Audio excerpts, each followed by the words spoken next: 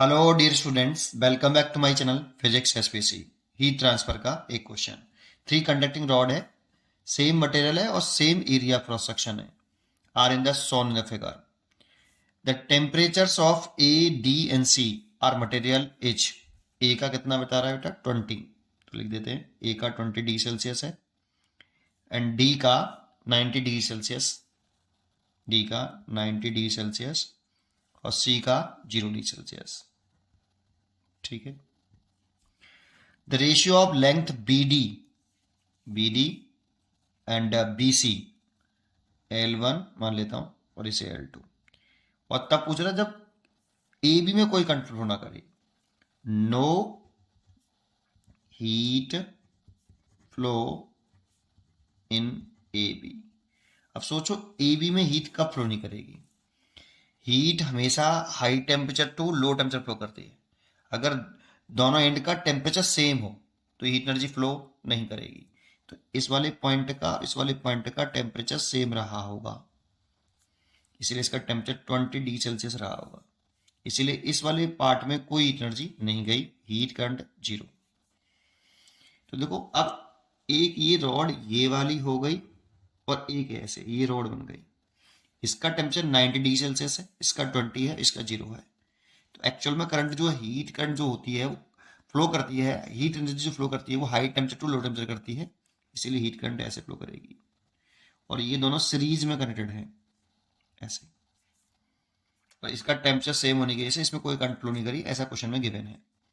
तो एक्चुअल में आप इस डायग्राम को सीधा कर सकते हो ऐसे, ये डी बी और ये इस तरह से, ये पॉइंट बी है, ये पॉइंट सी है और ये वाला पॉइंट डी है।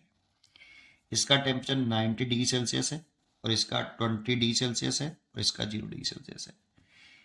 अब इन दोनों जो वायर हैं आपके, ये तीनों वायर जो थे उसके मटेरियल सेम है, that means thermal conductivity same है और एरिया प्रोसेशन भी सेम रखा है, एरिया प्रोसेशन भी सेम रखा है। इसकी लेंथ लेट कर ली L1 और इसकी लेंथ लेट कर ली L2 और हीट करंट ऐसे फ्लो कर रही है। अब हीट करंट का जो फॉर्मूला होता है, ये जो हीट करंट का फॉर्मूला होता है आई, दोनों सेक्शन में कैसा है? सेम है हीट करंट। सीरीज कॉम्बिनेशन में, ये सीरीज कॉम्बिनेशन में हो गया, ऐसे बना सकते हो इसको आप चाहो तो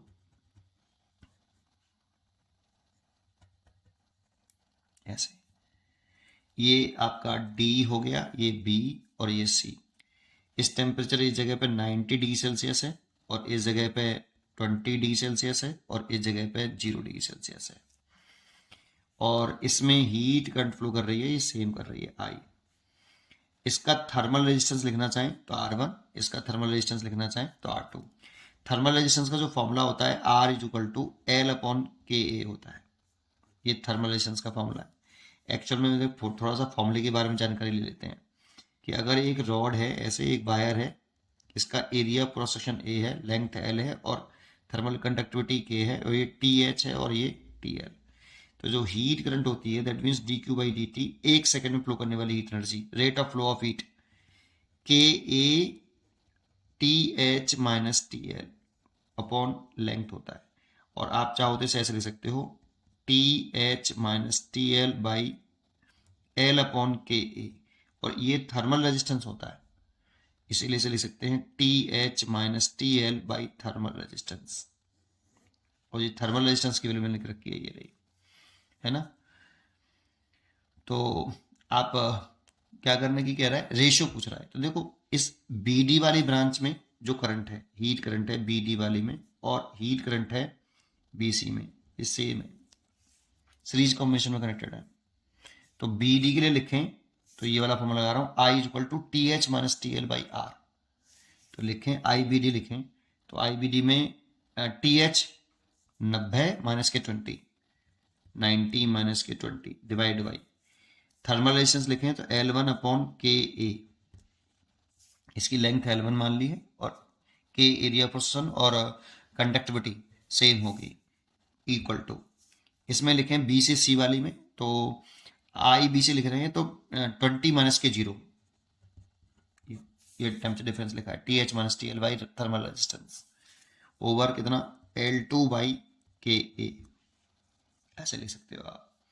तो देखो के से के कट गया और ऊपर हो गया 70/L1 और नीचे हो गया 20/L2, 0 से 0 कैंसिल हो गया। L1/L2 हमसे पूछा है, बी डी का L1 पूछा है, बी डी पूछा है, बी डी और डी बी सी का रेशियो पूछा है लेंथ का। तो L1/L2 7/2, इसलिए इसका आंसर हो गया बी चॉइस इज करेक्ट। उम्मीद करता हूँ कि आपको ये क्वेश्चन जरूर समझ में आया होगा। पढ़ते रहिए और खुश रहिए।